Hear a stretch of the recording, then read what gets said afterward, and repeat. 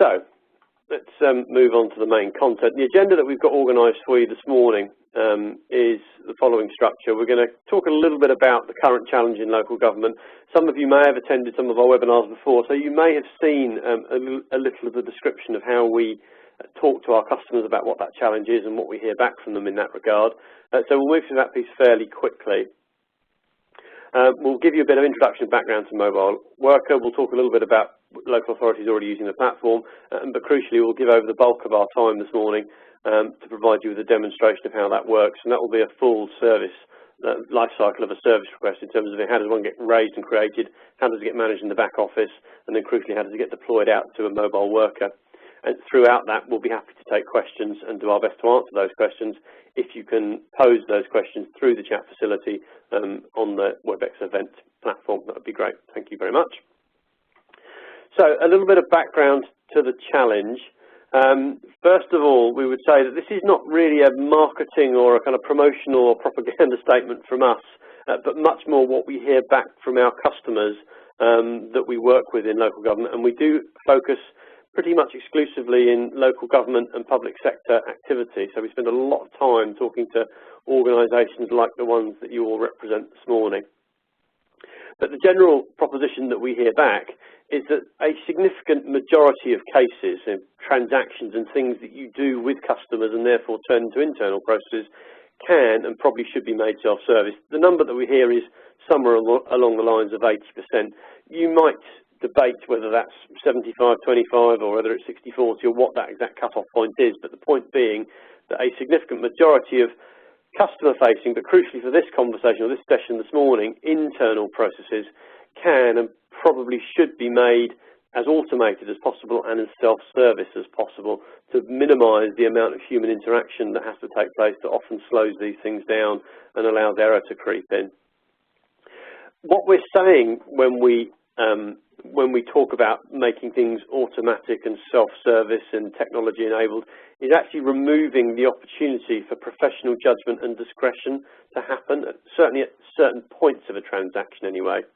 And therein lies the counterpoint, and we think the challenge that our customers in local government absolutely recognise, which is it's all very well that you've got a significant majority of transaction types and internal processes that can and probably should be automated, but that does require us all to think very carefully about where is the significant minority of transactions, cases and processes that do not lend themselves to being made automatic, because it's important that you think carefully about where professional judgment and discretion is required, particularly in the realm of delivery of public service, where you're often dealing with people that rely very heavily on public services, and they're often some of the more vulnerable individuals in the community.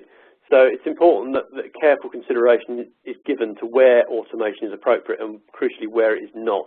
And also that if you're thinking about technological solutions to enable automation, that you can easily adapt and adjust and configure a process to reflect those requirements. So some thoughts about the challenge that faces organisations like the ones that you all represent.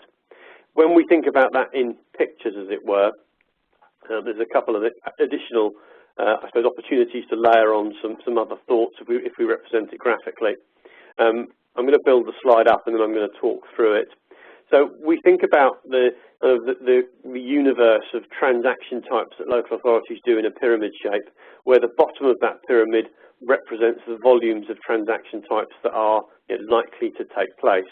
So if you think about something like a district or borough authority as an organisation, fly tipping might be one of those transaction types that represents quite a high volume of activity, but relatively low complexity.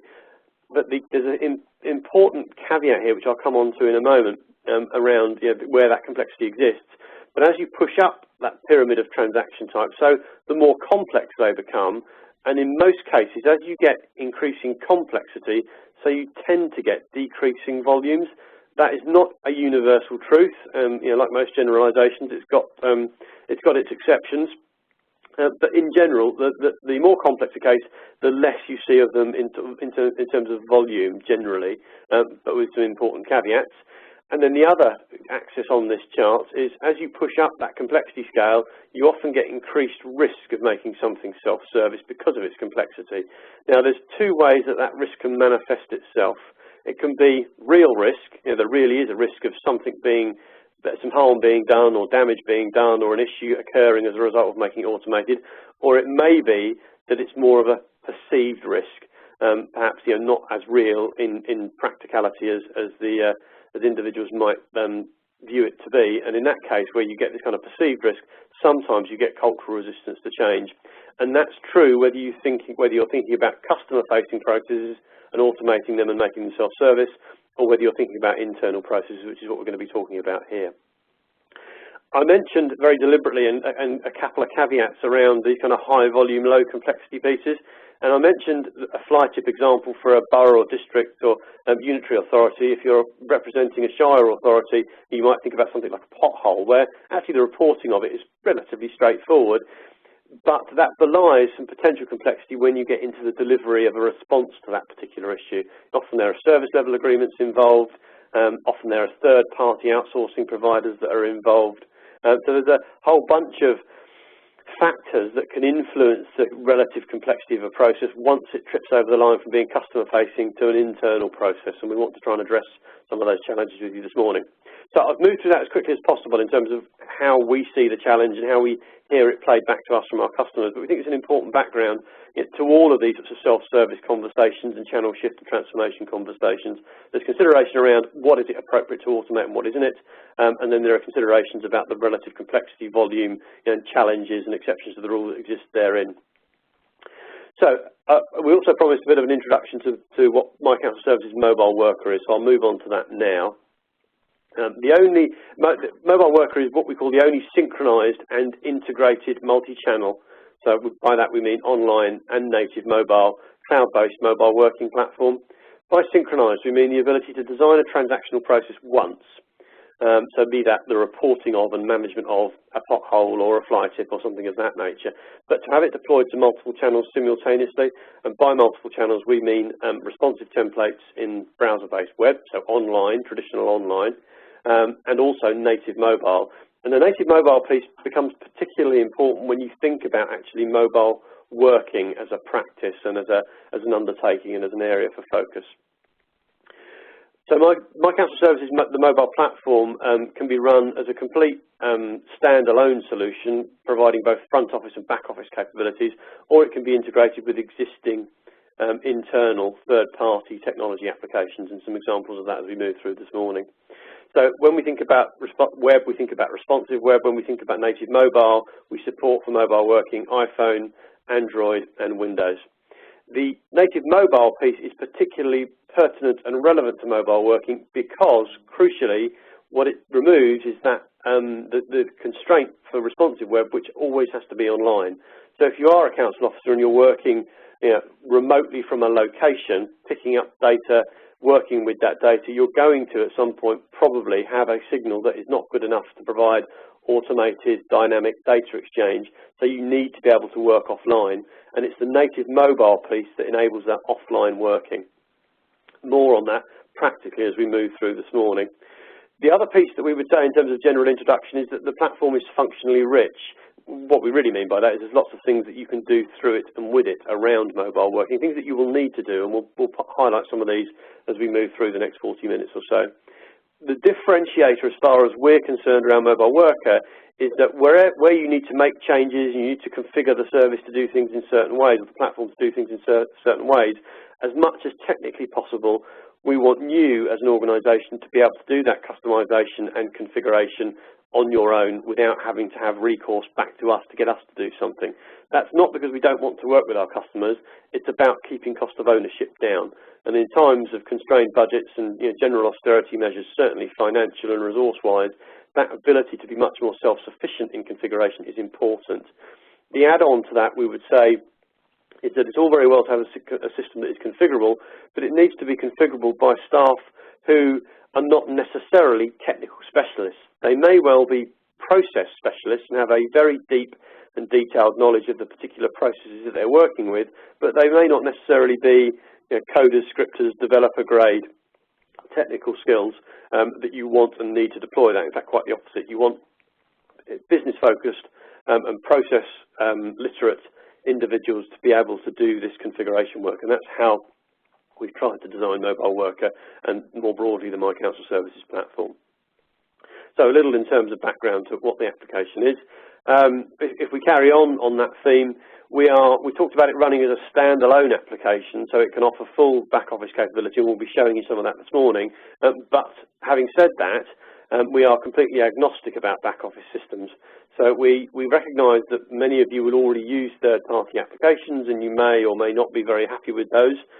But if you want to continue using those, we can integrate through and into those using typically web services. That's typically a point at which IT excuse me, colleagues are involved in the conversation. But we can afford integration between our platform and other third-party applications, and there's lots of examples of that. Excuse me.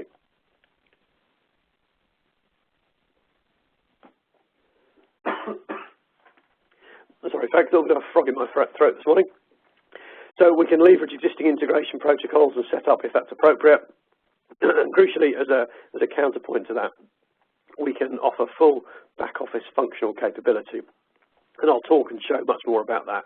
But that can be quite straightforward or quite complex setup and configuration around tasks and processes and how you want things to work and what forms you want completed at what stage of a process, whether you want recurring tasks done, bulk allocation tasks to particular users, allocation based on geography, lots of potential complexity that can all be dealt with through our own back office and through standard configuration steps. Our platform is one that we would refer to as private cloud, so that means that there's very little or limited implications from a hardware, governance, install, setup point of view for your own local IT teams. That's probably a good thing, again, in times of constrained resource. Also, if you really like what you see this morning, you can actually purchase it all through G-Cloud, so it's public sector network approved and available through G-Cloud, or what was G-Cloud, what is now the digital marketplace on the Crown Commercial Service. And there's links there for those. As I said, we will be sharing the slides a little bit later on with you. So what does that all look like in pictures? Well, you've got customers in your area of governance, that want and need to do various things with you. We've talked about what those things might be, and they might be relatively straightforward things like reporting a pothole or a fly tip, or it might be something more complex like paying council tax or checking a balance or applying and paying for an eligibility-based service. It can be anything really that you can think of in the public service delivery remit. So if we think about that, we then add on to this conversation mobile workers, who are effectively another user community that need to leverage automation and self-service capacity. What we offer then is channel of choice, and as I said, that's synchronized channel of choice. So design a process once, deploy that either to native application and or to responsive web as a portal or an individual form or whatever it might be. And that then pushes through our hosted layer, what I called this, or referred to as this private cloud layer, which gives you as a council, as a using council, all of the configuration and control that you would require to set up those mobile working processes. Sitting in that cloud, by the way, are a whole bunch of other ancillary modules that add value to and add functionality to the mobile worker capability. A comprehensive rules engine, for example. So if you want specific things to happen based on data that's been captured on a case on the inbound, that can all be triggered and set up as a set of downstream conditional logic. If you want particular forms to be available, either for the raising of particular service requests by customers, or indeed as part of the resolution process of a service request once it's out with mobile workers, forms can be called in that regard. And there are other functional modules that sit alongside that in our private cloud layer. We then stitch all of that together for you into third-party applications if that's required, and that's all done securely, and we can talk to you in more detail about that. So the general process would be that a customer can raise a service request through any channel. It could be using our tools or it could be using third-party tools, that then finds its way into your organisation's IT infrastructure. And crucially, as you then step into the back office piece, that can then be managed either automatically through rules or manually by customer service agents or specific administrative staff in functional teams. And that service request can then get assigned back out through any channel, but typically the native mobile channel, out to mobile workers, officers that are out in the borough dealing with these requests. The council officer can then work that through either online or offline. So regardless of connectivity and signal, the native mobile piece allows that task and service request specific data to be held on the device securely in an encrypted format, and crucially, regardless of whether you've got a weak GPRS signal or a patchy 3G signal or wireless connectivity, you can work with that metadata offline, and then when you're back online, you can sync it back into the wider database and wider IT infrastructure, so that a mobile worker has access to all of that data regardless of connectivity. And we would say, I don't want to labour the point, but that's a very important consideration when you're thinking about the ability to enable true mobile working in a public service delivery context. So, some more specifics on mobile worker. There's a diagram that represents some of the key areas of functionality on screen at the moment. They're shaded by red for customer services, stroke back office, or even customer self-service context interactions, and blue for remote worker. So the raising of a service request, the ownership of that service request, and actually segueing between back office and front office, the creation of an ownership of tasks and contributors can be done through the back office or remotely from the app. Remote workers would then receive those service requests and tasks on their mobile device. They can then update them, and again, without wishing to labour the point, that can be done online and or offline. And those changes, when there's a signal or connectivity in place, can be synced back to the back office, and those changes are then written back into My Council Services, and in turn, that can then fire off to third-party applications, and I'll talk more about some of those in a moment. So any third-party application can be integrated in from a dynamic two-way data perspective with My Council Services. If we explode some of that functionality out a little bit and think more about some of the specifics of the sorts of things that are likely to need to get done from a mobile working perspective, you get the inbound creation of a service request as an umbrella thing that needs to be dealt with. Sitting under that, you might have multiple different tasks, and those tasks might be allocated in bulk to certain types of work or certain teams, or certain teams based at certain depots based on geography. So bulk allocation of tasks is possible. You can set up the creation of recurring tasks. So if, again, thinking about highways example, if that's an area that you're responsible for, you might have scheduled recurring inspections of highways as part of the Section 58 Highways Act that need to be done, so they could be set up as recurring tasks, or recurring tasks really related to any local government practice and service delivery context. Rule-based logic, we talked about the ability to have certain actions, processes triggered automatically based on particular data that's been captured about a service request as part of it being raised, and of course then off the back of that, automated task management. So the basic principle here, without wishing to go into too much detail too early, is to say that once you've figured out what your process needs to look like and what you want it to look like, you can typically build in automation to enable it to do that in a very effective and efficient manner, using full automation tools where it's appropriate to do so. So you can configure to a very straightforward and relatively simple task, or you can configure an automated process to do something much more sophisticated and complex. And you can layer on complexity as you go if you're not comfortable doing that all in one go. So that gives you a little bit of background, hopefully verbally, to what My Council Services provides. What I'd like to do now is jump across to my PC and move away from the slides and show you a demonstration of the system. And I'm going to do that in a couple of ways. First off, I'm going to show you my browser, which I'm just resizing at the moment. So you should be seeing what is a relatively simplistic My Council Services portal. So this is a simplistic example. You'll notice that's in a responsive template. And I've logged into this as a test customer. You can see I'm logged in under a test ID.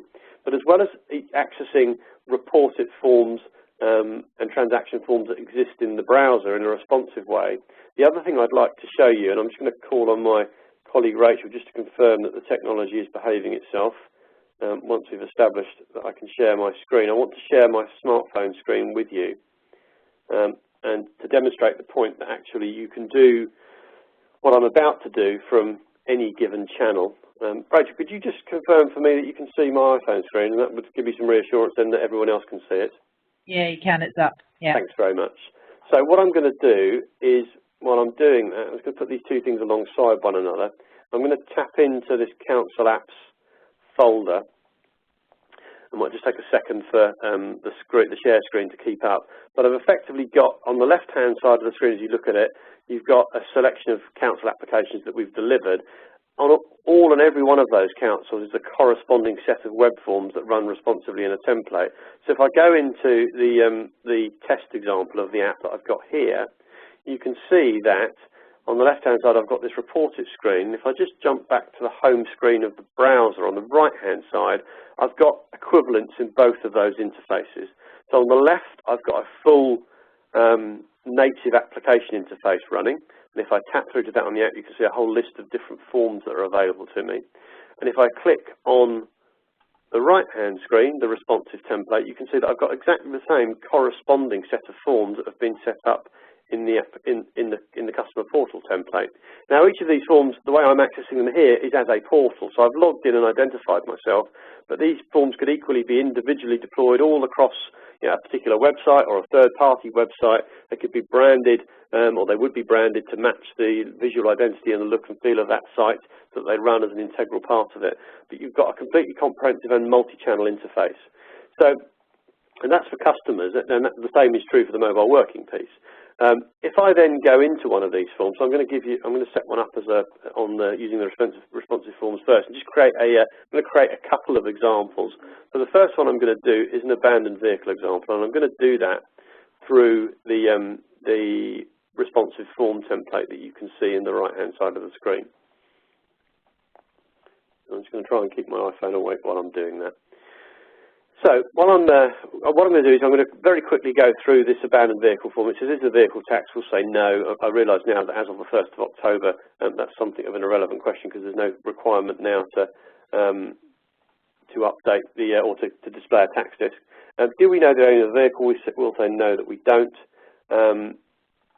What is the vehicle registration number? We'll say it's been removed. So not visible.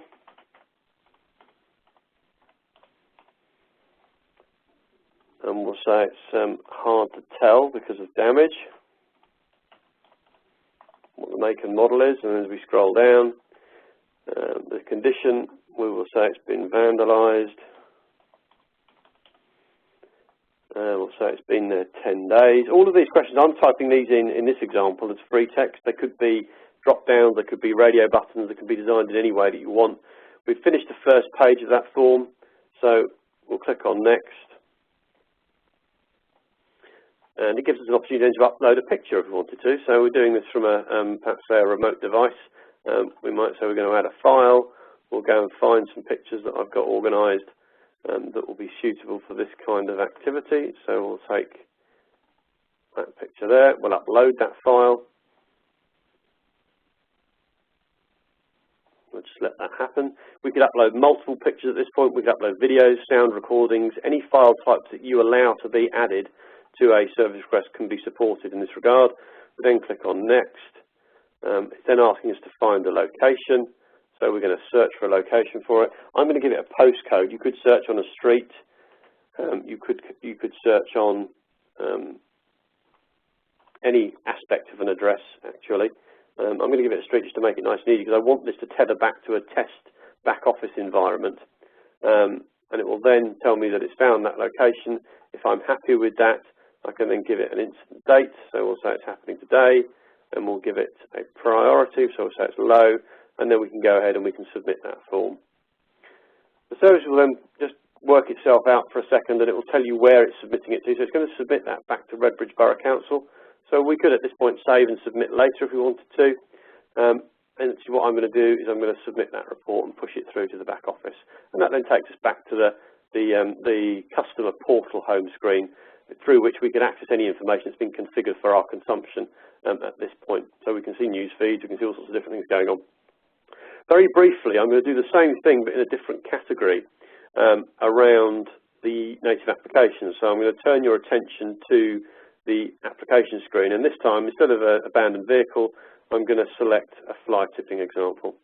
So I'm tapping on fly tipping. That then takes me into the fly tipping form that's available on the native application. Remembering, of course, that these forms are synchronized between both of those interfaces. So is it blocking a road or pathway? We'll say yes, it is.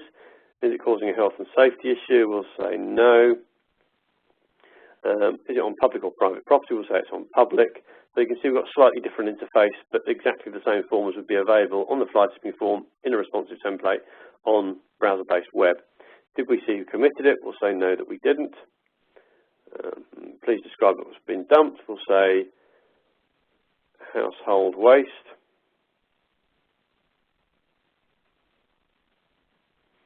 Click on next. We can add a photograph. So this time I'm also going to select a photo from the library. I could equally take a photo with the camera. I can take multiple pictures. Again, I've got some pre-organised for fly tipping. So let's find a suitable picture. And then we go on next. And again, it then says, can you use the map to identify your location? Because we're on a native application on a mobile device, it will automatically pick up my current location. What I'm going to say, though, is actually I don't want to submit this from my current location. I'm going to submitting something that I saw on my way home from work or the other day. And again, I'm going to find something that will tether it back to Redbridge Council so that we can see it in the back office. So I'm going to pick a particular address. And again, I'm going to give it a postcode. I'm going to say E18, and we'll go 2BD this time.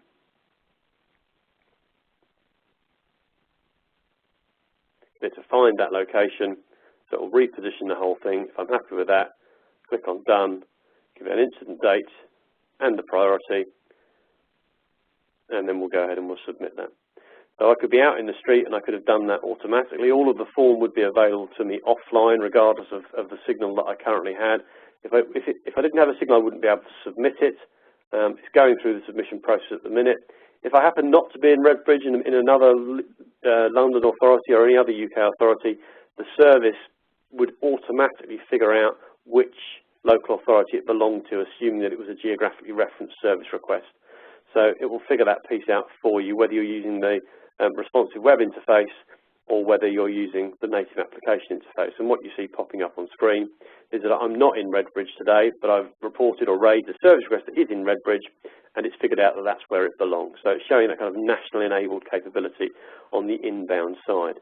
So we've done a couple of things there. We've raised two service requests. We've used both the responsive browser-based interface, and we could have accessed that from a native device, a mobile device, a small screen device, or we could have done that from the PC as I'm doing here. And I'm also using a smartphone, actually used the application to submit a particular request, and it's figured out to which authority it belongs. So there's a couple of things that we've done. So that could have been doing that as a council officer. You may well be a council officer going about your business in the borough and report those issues, or indeed we could be doing that as a customer. So what I'm going to do now is we're going to change roles a little bit. And I'm just going to log out of this customer interface, and I'm going to take you into a different interface, and we're going to assume the role of someone who is working in the back office for the local authority in question in receipt of these particular service requests. So what I'm going to do is log in effectively as a administrator, a customer service agent of some description. So I'll do that first.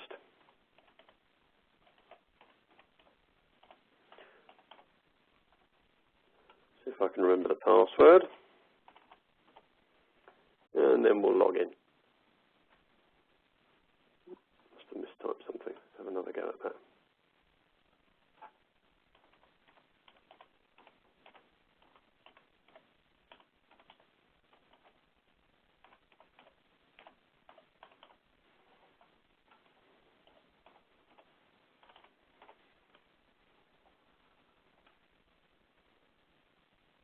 Okay, so we are now, so I just want to be clear what we're doing. In this kind of demonstration, we're taking the roles of multiple individuals, and I want to be clear about when we're making a change to the role that I'm currently fulfilling. So we've done a couple of things. We've raised a couple of service requests, one through the native app, one through a responsive web template as part of the customer portal.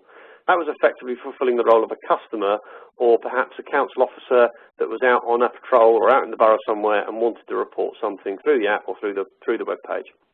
So we've allowed that to happen. Those two requests now, because of the work that we did in that role, are now sitting in the My Council Services database. And you can see those both in the top two listings of the service request screen that we're looking at, because what we've done in the last few minutes is log in as a council officer, as a privileged user in that regard, someone that's got access rights to the back office, that's a representative of the council and is working in a back office, either customer service role or administrative role for a particular service delivery part of your organisation. So we're seeing all of that data because of our privileges, but what you can see is a couple of things going on. So you can see, if I click into service request number 121507, that I've got all of the data associated with that particular service request. In this regard, it was from the responsive web, so it was done through the website. It was done by a fictitious customer, Mr. Brian Moore, and we've got all of Mr. Moore's contact details as part of that transaction. So we could use the My Council Services CRM module to refer and deal with that, or we can do it through this service request screen. I can see all of the questions that Mr. Moore created and completed as part of his fulfilling his civic responsibility to report the abandoned vehicle to us. So it's not taxed. We don't know the owner of the vehicle.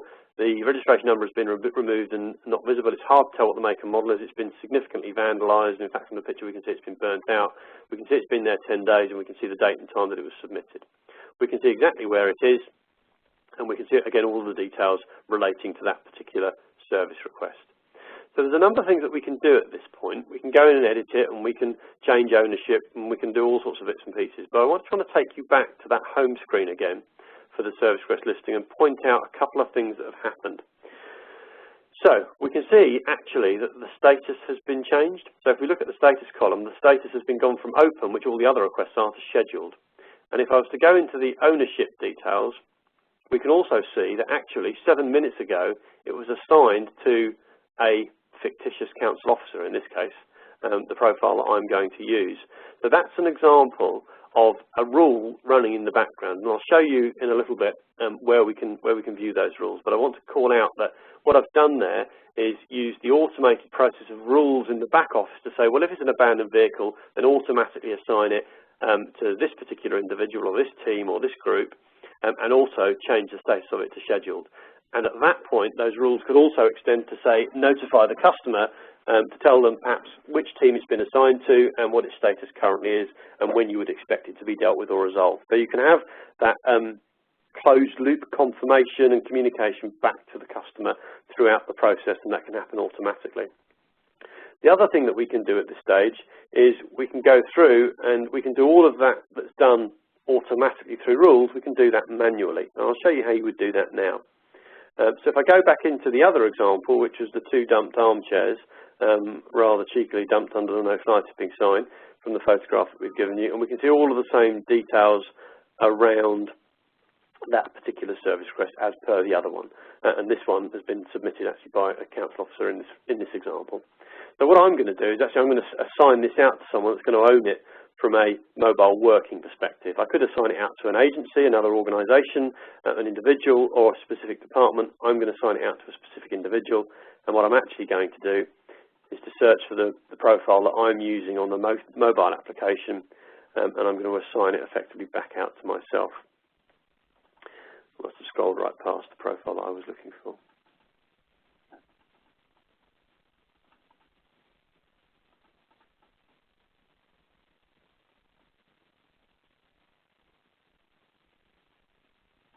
There we go. So I'm going to assign ownership out to me. I could add comments there if I wanted to, and then all I'm going to do is click on Update Owner. So what I've done there is I've done in longhand what the rule did for me automatically with the abandoned vehicle example. I'm just showing you what those screens look like in terms of doing things manually versus doing things automatically. The other thing that I'm going to do here is I'm going to go and I'm going to create a task sitting underneath that particular service request. So there are tiers to the data that are relevant to working from a mobile working perspective. So you get the service request at the top level, which is the entirety of the issue that's been raised or the transaction that's been triggered by the customer or been triggered internally. And then sitting underneath that, we can have any number of tasks. So I'm going to add a task in this example. And then we're going to say, please inspect, and we'll say remove rubbish. In fact, we'll say remove furniture for this example. We'll give it a type. So we'll call it, in this case, a work order, or maybe we'll actually call it a to-do. We can give it a priority. We'll say that it's medium. Again, all of this that I'm doing longhand could be done automatically through the use of rules, as we were demonstrating and providing an example of with the abandoned vehicle service request that we raised. I'm going to give it an owner, crucially. So again, I'm going to search for the profile that I'm using on the mobile device, and we'll just search for a particular user. We could add contributors to that task, so if there are multiple people implicated, we could add contributors.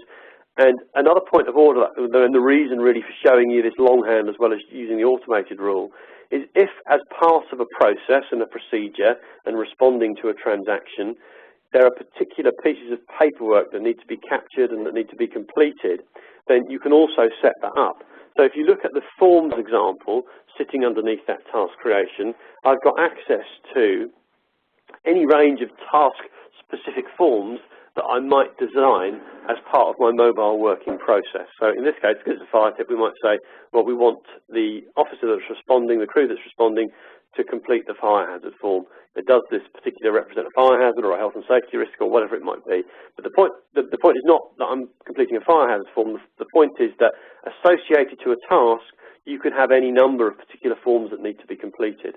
So we happen to be dealing with kind of street scene, environmental type issues here, but if it's a different type of process, maybe dealing with an individual, and there's paperwork that needs to be captured and questions that need to be asked and signatures that need to be captured, that can all be done as part of the configuration of a task with associated details as part of the mobile worker setup. I'm going to copy the location from the service request, and at that point I have done all that I need to do to go and create a specific task. So I'm going to go and I'm going to say add that task. So we've done a couple of things there. We've looked at the example of using automated rules to assign ownership as a service request, and then I've shown you longhand how you would go and assign ownership, and the next step how you would then create a task sitting underneath that. But the point I'd like to reinforce is that everything that I've done longhand can be done through the use of rules, and I'll come back to in a moment some of those back office functions and features. So we have, albeit at a fairly high level and at a fairly simplistic level, we've now completed work that would typically go on in the back office in terms of automating processes for mobile working. So what I'd like to do at the next step then is go back into the third role, if you will, for this particular demonstration and talk a little bit more about what happens once the mobile worker is dealing with a particular request out in the field. And to do that, what I want to do is to switch back to my iPhone screen. So again, Rachel, in a second or two, if you wouldn't mind just confirming for me that indeed my iPhone is sharing and broadcasting to everyone that's dialed in, that would be very reassuring. Yes, you're on. Thanks, Rachel. So you're looking again at the background of my council services on the native application. And this is the same as the interface that we were looking at a moment ago. We've got access to all of the reported forms, all of their various other details that are configured to be part of either the native application or indeed the corresponding web portal. Because of the profile that I'm using, because of whom I'm logged in as, I can also see this option here, which is the mobile worker option. It's in the middle of the screen at the moment. Now I can only see that because of who I am and that I'm a trusted user, an administration user that has access to mobile worker. So what I'm going to do is I'm going to click onto that and I'm just going to refresh my screen, and you will notice a couple of things happening. So we're now into an interface that the members of the public wouldn't see, but members of teams of mobile working crews that were out cleaning fly tips up or dealing with abandoned vehicles would see tasks and processes that have been assigned to them and for which they have responsibility and also privileges to see that data. So if I go into the abandoned vehicle example, you can see that I can view the pictures that were uploaded by the customer that raised the request. I can also see that it's scheduled already, so it's been assigned to me, and scheduling information will have been created, you would expect as part of that process. I can see all of the questions and answers that were completed as part of the customer or whoever the submitter was in terms of raising this particular service request and bringing it to the attention of the council. I can see any notes that were added. I can see the location details of where that request is, so I can find it easily. I can see any documents that were associated with it. And in this example, I haven't got any tasks added to it. So I'm going to show you that piece. I'm going to jump back to the home screen, and I'm going to go then to the fly tipping example that's above it. So the case that we just created of the 2 armchairs tipped in the no fly tipping zone. And if I go into that example, we can see a number of different things. Again, we can see the pictures and we can view those in full screen. We could see multiple pictures. We can review videos or sound recordings or whatever's been updated. We can see that the status is open. We can see the questions and answers that were completed by the customer or whoever the submitter happened to be. I can see the location details. I can see documents. The difference in this example is I can see that there's a task associated with this particular service request. So in this context, I've been assigned ownership of the service request and I've got specific ownership of the task. And we can see that the status is open. We can see that it's medium priority. We can see there are instructions in terms of what I'm expected to do, which is to inspect and remove those particular issues. And crucially, at the bottom of the screen, I can also see the fire hazard piece. So that's the form that was assigned to the particular task that needed to be completed as part of the completion of the process. So again, you may or may not have in your particular council forms required to be completed as part of a flight ticketing, but I bet you can all think of examples, more complex and involved processes where in fact the completion of additional forms would be appropriate. The point that I'm trying to demonstrate as best I can in this context is that you can configure the process to reflect the way that you want things to work internally. So the shift from a more traditional approach, maybe with printed worksheets and so on, that teams have to come back to a depot to collect, you've got an opportunity in adopting technologies like mobile worker and technologies in general to support these sorts of processes to redesign and reconsider how actually you want those processes to work. And that may actually include an opportunity to make them more straightforward or perhaps to add additional sophistication. But the key should be to save resources, save time and improve overall quality of service back to the customer. So I can do a number of things from this point. I can get the overview of the data. I can get the location of the specific data. And in this example, not only am I given a map, because this is a task that I've got to respond to and do something about, I can also see the contact details for the customer. Again, that's a configuration piece. You can decide to share those contact details or not, so that if I was responding to and wanted to contact the customer about the particular issue, I could perhaps phone them up. I can also use the GPS capabilities on my device to get turn-by-turn directions to that particular example. This is where I'm going to reveal that I've got the benefit today of working in my home office, which is actually up in rural South Norfolk. Our offices are actually based in Redbridge in North East London, and you can see actually that the GPS on the device will now give me turn-by-turn directions for me to get from where I am currently to go and deal with this particular fly tip. Not a particularly sensible example because I've got a 2-hour commute to go and find that, but you get the idea that if I was struggling to find it, I've got all of the tools to support me, and I can just jump back into the app to view more details. So I can see the overview of the information, I can see the location data, I can see any planning data associated with it. If I just jump back to the overview piece, I can do things such as change the status. So I might move it from open to closed, so perhaps I've dealt with it already. If I'm moving it to closed, perhaps we need to have the thing signed off. So if I then go and try and sync this and go back to the main screen, it should prompt me to get the thing signed off, having put it to closed. It looks like my screen's just hanging a little bit. But it's telling me now, there we go, it's come back to life, and it said, if you're going to put this to close, you need to sign off the current task. Now again, that may or may not be a sensible example and a sensible thing to do for a fly tip, but if you're thinking about the delivery perhaps of a missed bin that requires, of a replacement recycling bin that needs to be signed for and the customer's paying for, perhaps you do need to capture a customer signature. So the point being that all of those functions, regardless of the process type that you're deploying, can be incorporated into the specific process that we're going through, and we can organise it in any particular way. So we've done a whole bunch of things there in the last few minutes. We've received and been assigned, one automatically and one manually, a particular service request, which was the abandoned vehicle. We've been assigned, sorry, we did that automatically. That was the result of using a rule. And then we've had one that was assigned to us manually with an associated task, and we've been in and we've found out where that task is, and we've viewed the task and we've completed it and we've signed it off, using all of the capabilities in the application. Just from the home screen, a couple of other things to point out before we start to wrap up and conclude the session.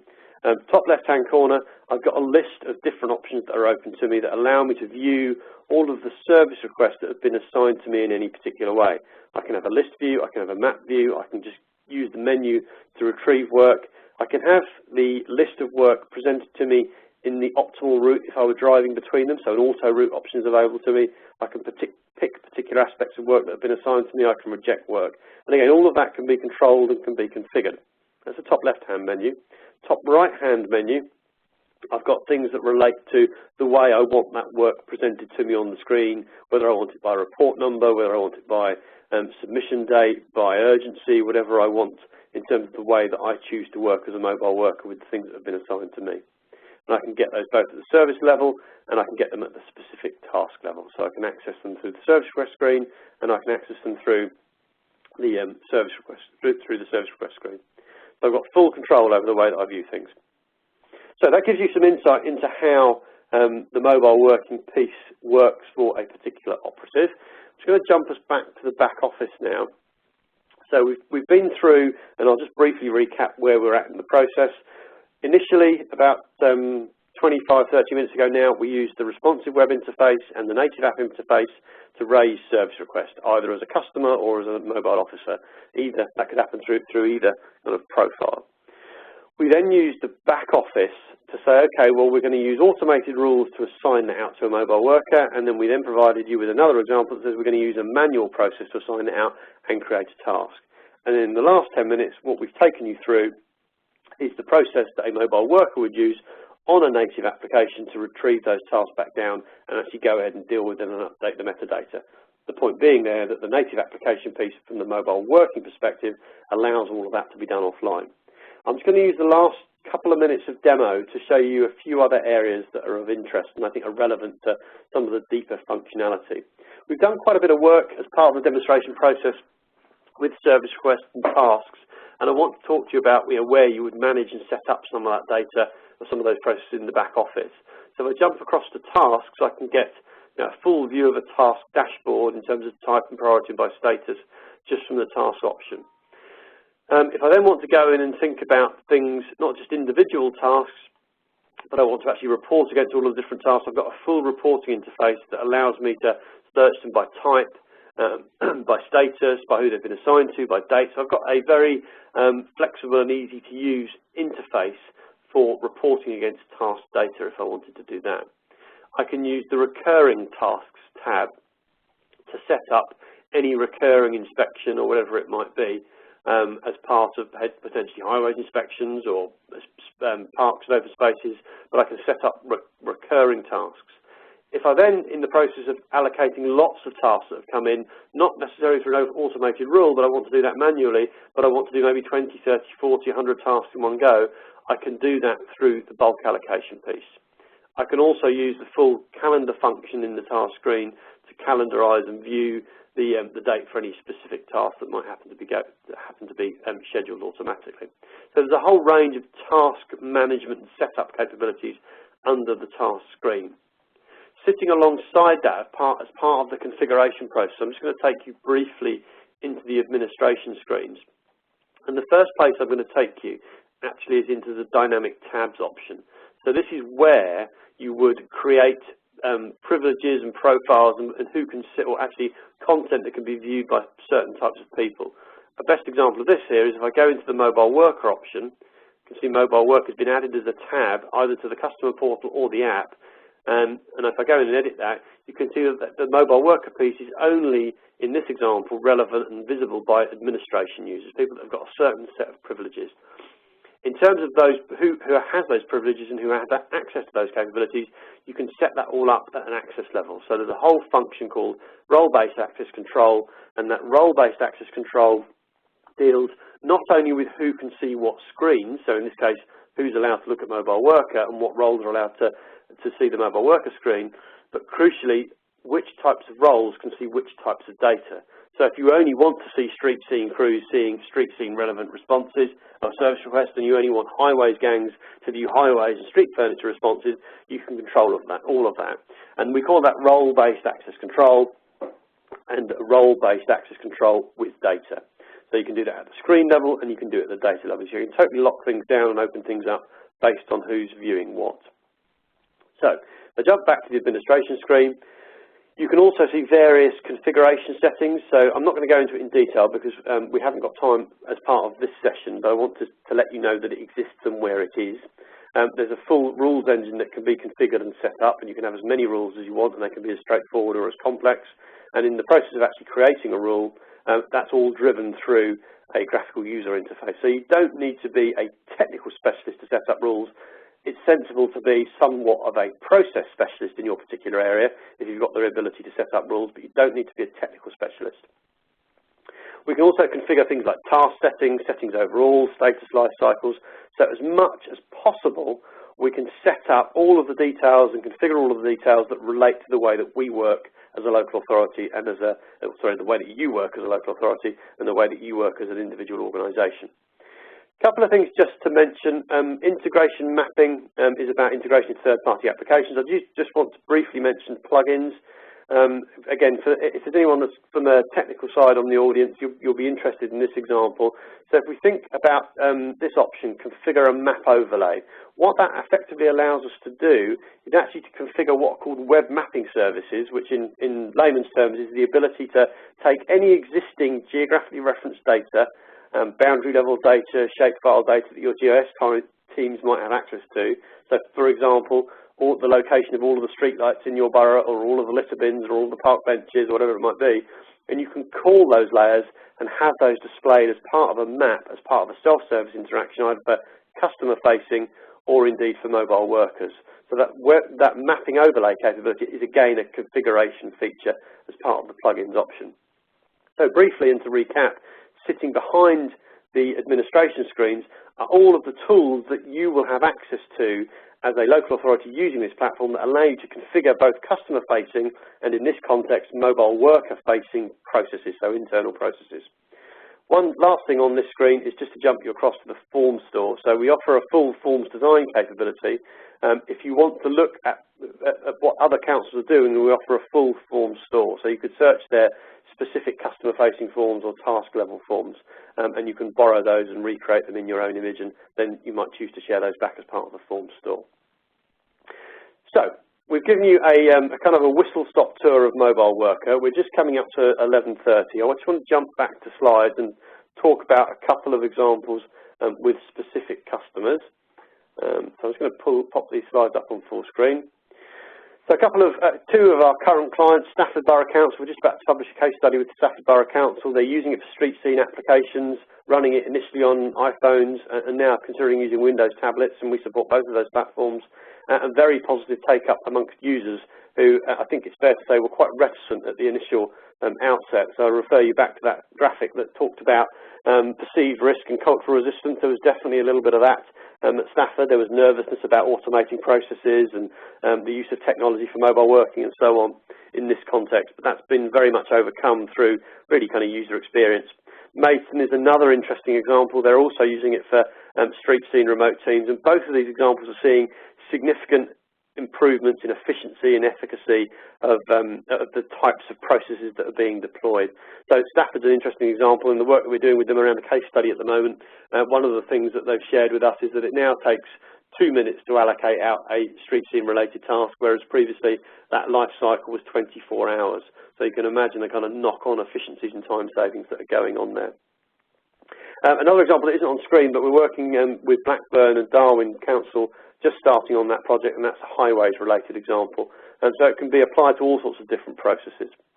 And then finally, just to give you a few thoughts for kind of getting started, and if you're interested in investigating this in more detail, we would certainly say, with reference to the mobile working piece, think very carefully about just using responsive templates and mobile sites, particularly in the context of mobile working, because you can't guarantee, even in some of our most kind of connected and urban environments, that your mobile workers and arguably your customers are always going to have that always-on connection.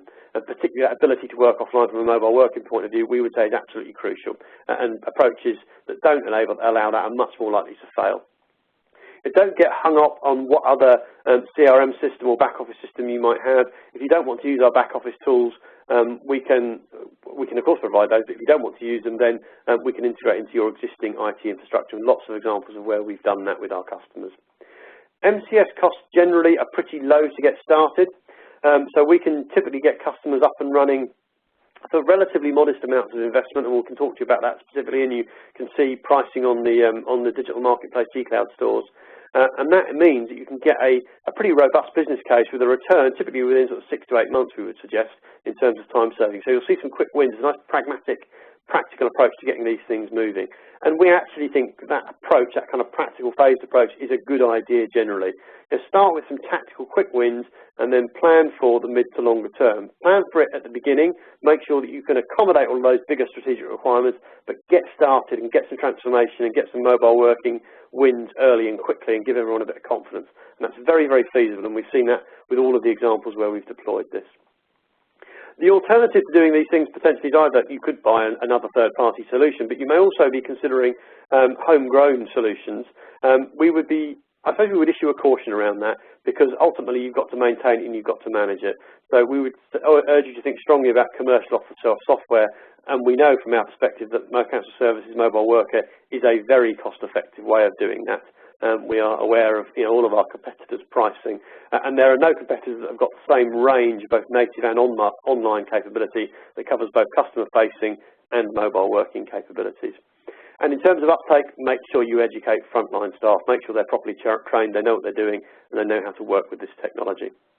So it just remains for me to say thank you very much for taking some time out this morning. I did promise at the beginning that we'd have you clear of this webinar by 11:30. I think we've kept to that pledge. So we hope you found it a useful 60 minutes and a useful investment of your time, and that we've answered questions. If you've got specific questions that you'd like to follow up with myself or with Rachel on, then please don't hesitate to get in contact with us. We will be sharing a copy of the slides, and if you want something that is more detailed, more specific to your particular organisation, then again, get in contact with us and we can set that up for you either as a webinar or as a face-to-face session at your premises. So my many thanks, and I wish you a productive Monday. Thank you. Bye now.